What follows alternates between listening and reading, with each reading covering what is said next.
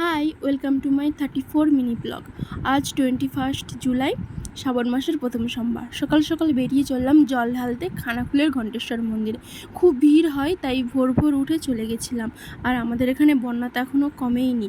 এক হাঁটু জল পেরিয়ে চললাম। বাবা গাড়িতে করে কিছুটা দিতে গেছিলো, তারপর টোটোয় করে আমরা গেছিলাম। গিয়ে দেখি কত লাইন, তাও এখনও মন্দির খুলেনি। সবাই 4টে-5টা থেকে এসে লাইন দিয়েছে। আমরা ঘর থেকেই বেরিয়েছি 5টার সময়। তারপর জল ঢেলে বেরিয়ে এসে নন্দী মহারাজের কাছে এসে জল দিলাম এবং ধূপ আর মোমবাতি জ্বাললাম। আশেপাশে মন্দিরগুলোতে যেমন রাধাকৃষ্ণের মন্দির, মা রত্নাবলীর মন্দির, মা বিশালক্ষীর মন্দির, আরও অনেক মন্দির আছে, সবগুলোতে ধূপ আর মোমবাতি জ্বাললাম।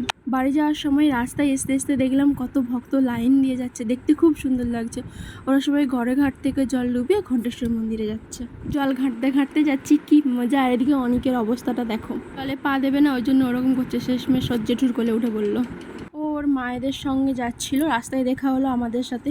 খুব ভিড় বলে ওকে আমরা নিয়ে চলে এসেছি। এমনি তুই থাকতে পারবি না গরমে, চলে যায় আমাদের সঙ্গে। আজকে এখান পর্যন্তই। ব্লগটা কেমন লাগলো জানিও, আর বেশি বেশি করে লাইক করে দিও। টাটা।